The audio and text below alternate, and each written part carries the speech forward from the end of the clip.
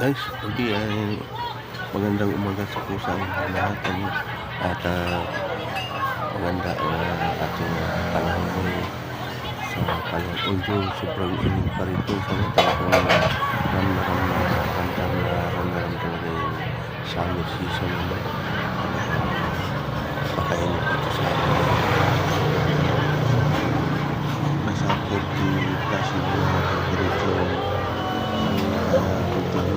guys sa mga ganitong klase na temperature dahil pwede mag-trigger sa bagat ko lalo na sa ating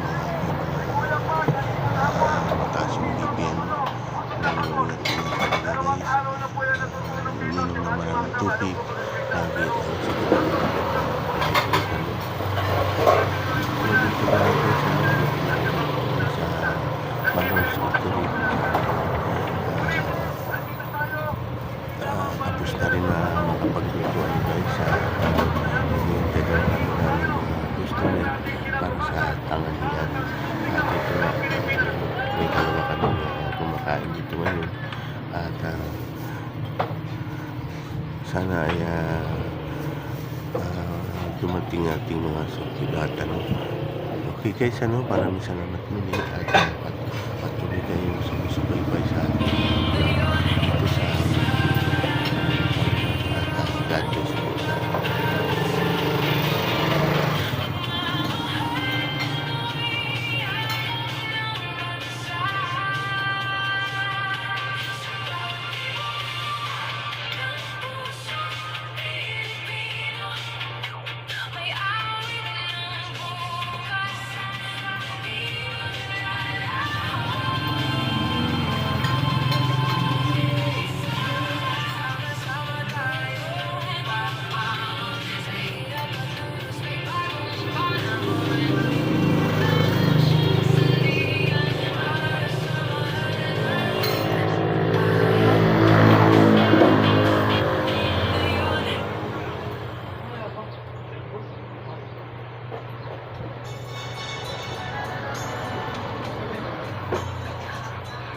Alala ko.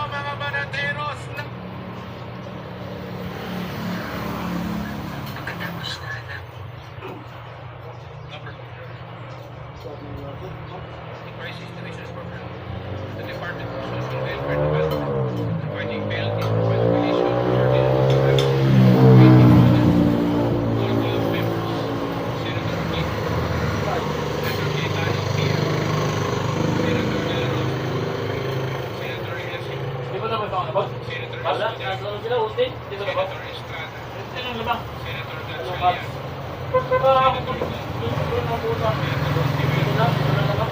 Senator Ah, Laura, kita sa kanan. Lamang na sila kanina eh. Ya? Oo. Senator Marcoleta, Nakala ka na ng lamang nila kanina. Wala nang palalo na yun. Senator Padilla, Senator Pangilinan, Senator Soto, Senator Tulfo Erwin, Para pa sila dito. Senator Tulfo Rafi, Senator William Evans, Senator Villar Camille, Senator Villar Ay, sayang. Grabing laki ng run nila kanina. Mas talagang laban niya.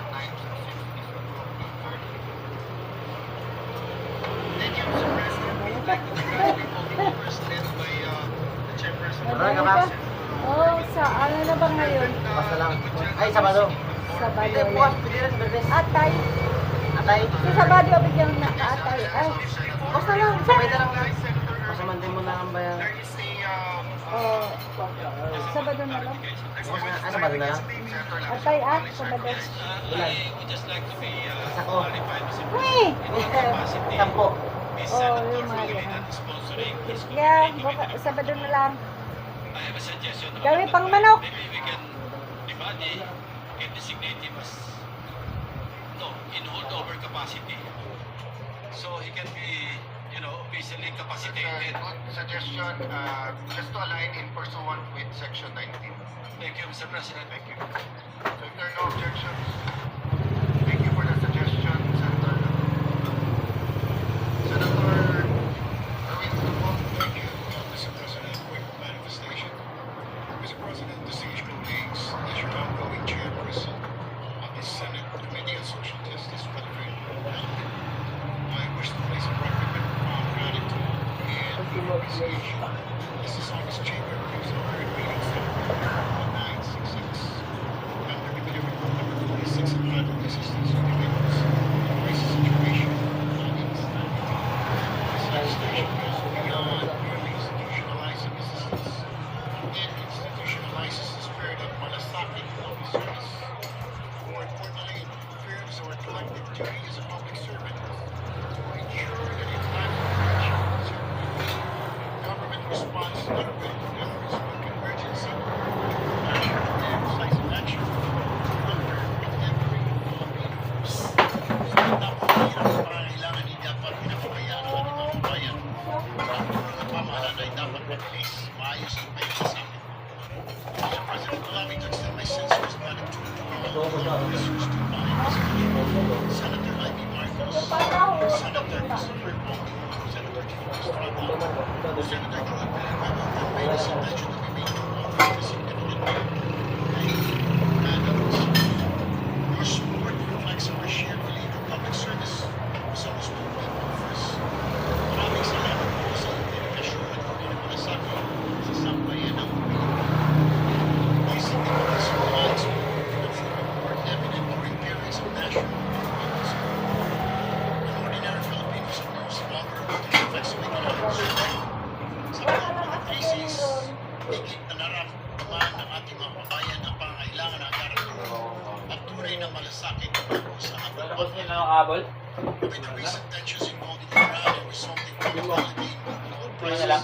prices, assistance mechanism under IX became an important source of relief for many Filipinos, particularly transport drivers and operators who bore the heavy burden of rising fuel costs. Hanggang kamyan daw, at-least nga. Mas maraming superior operator na nahihirapan 3 seconds lang ang araw-araw ng pangangailangan Nasa niya pa doon sa tapat sa kanya niya. timely emergency assistance and fuel subsidy interventions. Our government was able to provide much needed relief and help lighten the daily burden of those who, despite rising costs and personal sacrifices, continue to keep our communities connected, our economy moving forward. Sa pamagitan po ng agarang tulong na sa AIX na ipapakita po natin na ang pamahalaan may malasakit ay hindi po nagmamabaya, lalo na sa mga magagawang patuloy na nagsasakripisyo para sa bayanan.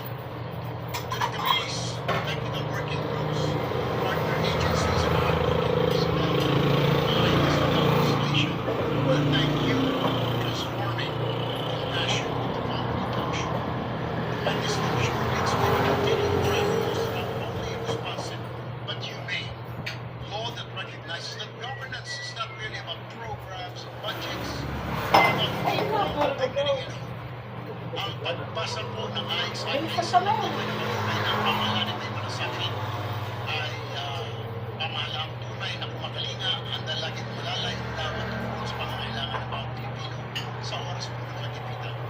Again, Mr. President, Congress and supporters of the AIX Act, thank you for your unity, compassion, and commitment to the Filipino people. We stand united, no matter what political colors we have. There is no crisis to bring that we cannot overcome. Muli po, maraming salamat sa aking mga kasamahan, both individual and minority, at sa sambayan ng Pilipino. Thank you. Wala si Work of the good senator in social justice and social welfare. Very well taken ang manifestation, except the part that he said he will be leaving the committee. We're not yet sure. As we recognize your work in the committee, thank you very much, Senator. Mr. President, next to explain her vote, especially on Senate Bill number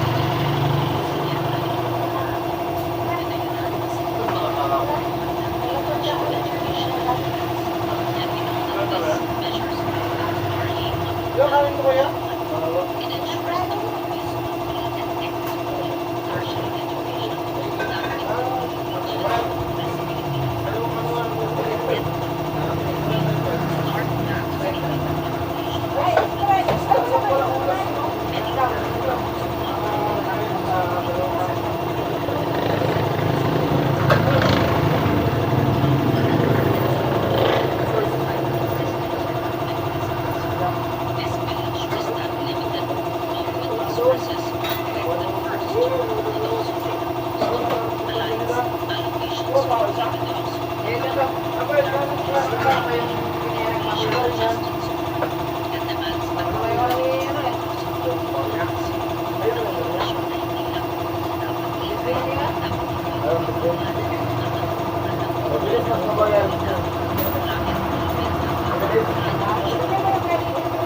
This measure is worth especially the friends I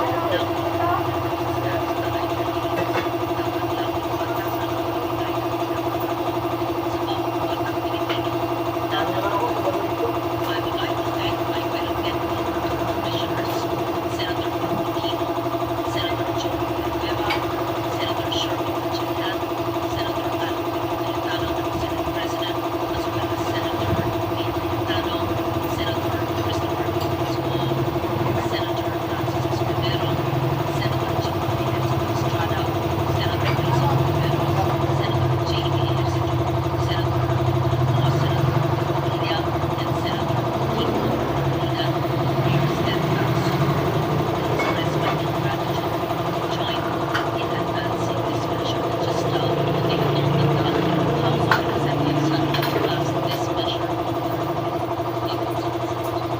Thank you, Mr. President. Before I ask for this presentation of the question, Mr. President, our dear colleague Senator Rosa Ontiveros is seeking the floor. May I move that she be recognized, Mr. President? Senator Ontiveros. Thanks, Senator Ricardo, for your explanation. Salamat po, Mr. President. Inquiry, Mr. President, in line dun sa action ng body natin regarding Senator Pangilinan on the suggestion of Senator Lacson. Two inquiries, Mr. President. For clarity, Mr. President, dahil this representation is the former chair of the Senate Committee on Women and also former chair of the Senate Committee on Health. Kanina po kasi ang conversation na ito po sa committee hearings for bills that are ready for amendments on the floor. Halimbawa itong apat, Mr. President. So, ang unang inquiry ko po, would I still be allowed to introduce the amendments as former chair in relation to the action of the body on holdover capacity of Senator Pangilinan in his former committee, Mr. President? So, as to introducing individual amendments as a senator, of course, that's always your right. As to sponsoring, the majority leader and myself will be discussing all the pending bills on the floor when we go in caucus right after this meeting to ask for a